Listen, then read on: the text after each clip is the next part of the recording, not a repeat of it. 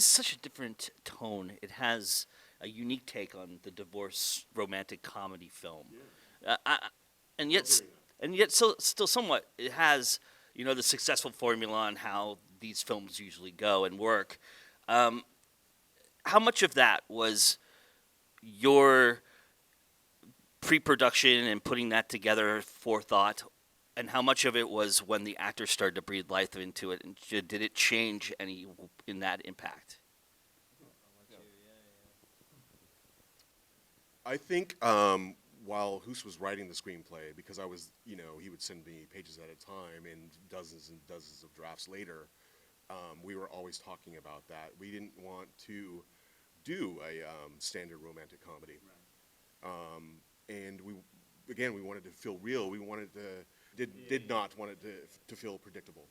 And it was definitely in our minds, because I sometimes have an issue with the label romantic comedy, right, because with it comes certain convention. Sure. And people then have certain expectations. Right. And I think if you go into our movie with those expectations, you're going to find something different, which I think is great. Just to add on to that, I think, while writing it, and while I was sending Paul pages and we were going through it, my wife was a big help in giving her pages at a time and her feedback on just relationships in general and her side of things. I think that was a big deal, was making sure that I was writing it from my own personal stuff and then giving Paul pages, who has been married and has kids and everything else. And then I've also been I'm a divorced father, so I've been through the worst part of it, you could say. Sure. And but just while writing it and then going into production and while filming it, we wanted to make sure that it felt like Paul said, organic and real, in terms of how this couple looked, to how these scenes played out. We wanted them to feel like they were sort of gritty a little bit and down and nerdy, and like you really are when you're at home with somebody that you're dealing with and going through these things. So hopefully that comes across. Yeah. What do you think the actors added once they got their level, got into the idea? Well, I mean, it was so different for the different actors. I mean, Marguerite, who was amazing in the movie, who plays my wife, she just brought this. She was so great in the movie, and she just brought this.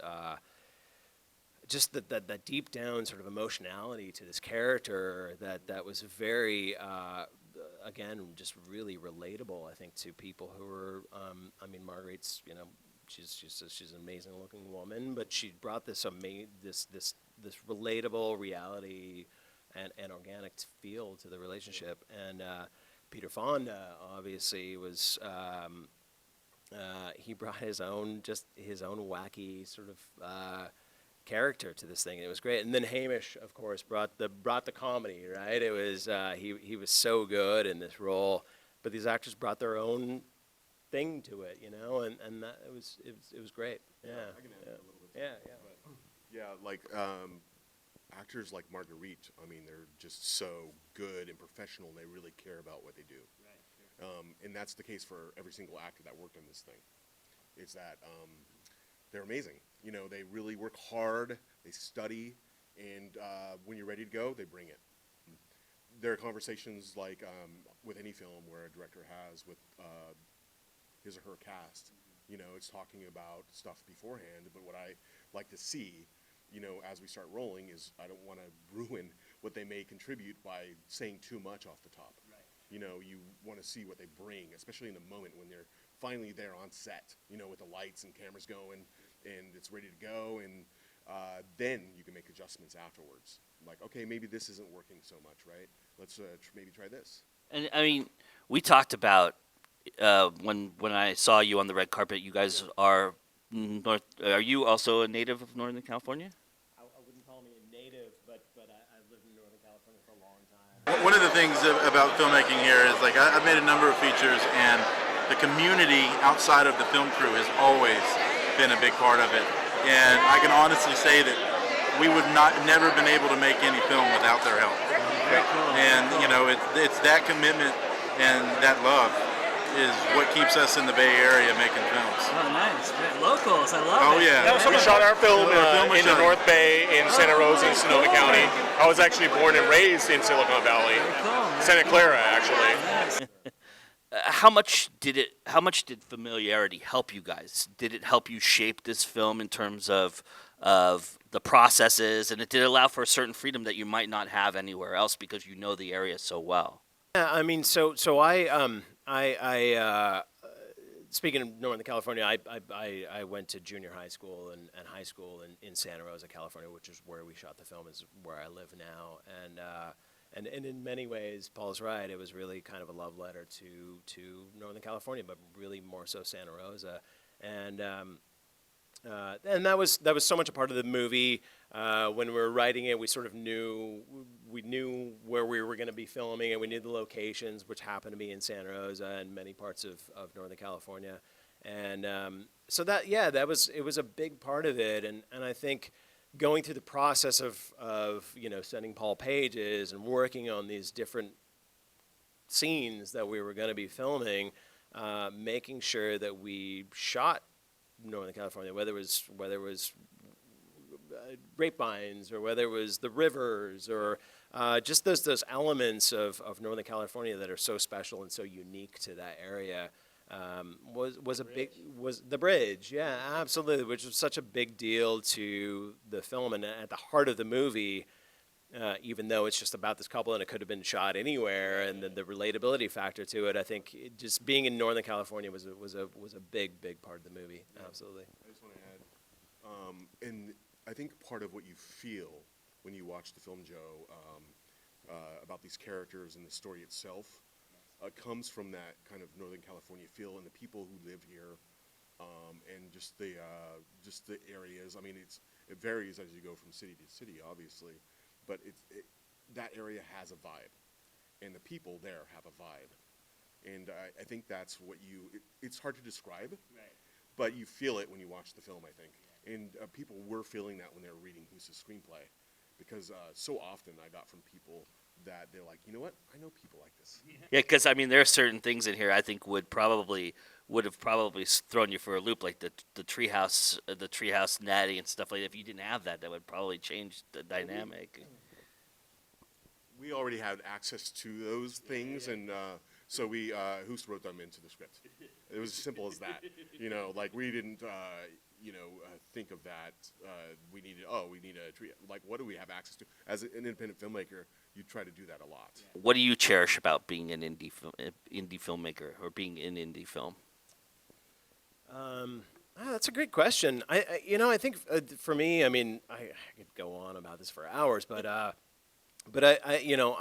lived in Los Angeles for a long time. I was an actor. I was going on auditions all the time, and I moved back to Northern California a while ago with my wife and kids, and I think there was a reason for moving back there, and part of it was Paul and I were working together, and there was a certain time where I said to myself, what do I want to do exactly in this industry? And that was being true to being an independent filmmaker. And I think that goes back to making short films. It's the trial and error process of it, and that's what I love about it. It's not the pressure of making a movie and having to make money off of it and having to succeed and having to. I mean, it's great when your films get watched and people enjoy them, which is why we do what we do. But for me, it's about the process. It's about the writing a movie, getting together and saying, hey, let's go make this movie over a weekend, and hopefully people enjoy it. But if they don't, we get something out of it. We're either learning something from it that you take into the next movie, or you're always learning. And so for me, just being an independent filmmaker, I mean, it's not easy being an independent filmmaker, because there's so much you want to do, and sometimes it takes money to do the things you want to do. But I think it gets back to what we were talking about earlier, which is just going out and making movies, and that's what was and still is important to me is just is being able to do that. The community. Yeah. The know, people it- themselves. I always tell people that my most favorite thing about filmmaking, and definitely indie filmmaking, is collaboration. I mean, without collaboration, your indie films will fail. And so to surround you because people aren't getting paid a lot, right? So as much as it's important it is to make a good film, it's important to have a good experience too. So when things get stressful and all that, you have to surround yourself with great people. I want to know, when you guys were filming this, was there any time and any scene that you guys had a hard time getting because you guys couldn't stop laughing about it? I'll let the director take this one. I mean, there's a particular scene, I don't want to give anything away, that takes place in the treehouse, where it wasn't that they were necessarily laughing, although there was some of that. And I think which a very vulnerable scene, and there were so many mechanics involved to the scene too. That just like off the bat, they just needed to work on it because they could get easily lost because by the way, this scene is my favorite scene in the entire movie. And they just worked, Marguerite and Hoos, it's nothing but them in that scene. It's very intimate, and there are a lot of things going on in that scene, and I thought they did such a fantastic job. But they, there were times where they just had to work on it, and they just nailed it. They nailed that for sure, in my opinion. But laughing wise, I don't know. It's like they're so professional, all of them, that it didn't happen a ton. I think most of the laughter came after, because they just they were so good to keep that urge to laugh inside of them. But I don't know about you, Who's. No, I think Paul's right about this particular scene, which again I don't want to give away. But it was one of those interesting scenes. Like I think we were running short on time. Maybe we were shooting the scene. Well, yeah, every scene when you're making an independent movie, yeah.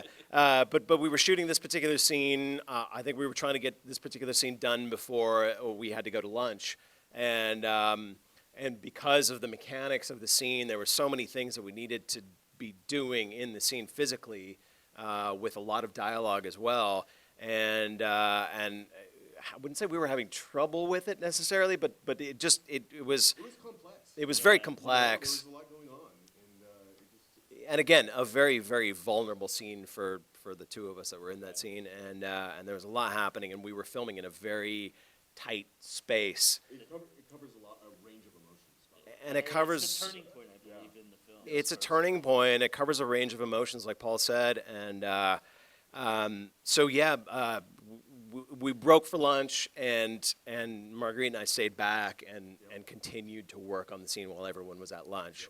And then when we came back, that's when the scene came to life, I felt like. So again, it wasn't. I don't think we ever had any moments. I think everyone was pretty composed while we were trying to get this done, but that was the one scene in particular where we had to work on it to get it right, and hopefully it comes across that way. I enjoyed myself immensely, and I felt terrible yesterday, sitting in my hotel room wondering, what are they doing? Is men been wondering about my tongue? Yes. Somebody asked me the question about, well, what filter is that? I really had an enjoyable time working with all of you. I felt like we were a company, and that's all I was trying to do with all that goofy shit. And so I'm going to join you by having an actual alcoholic beverage.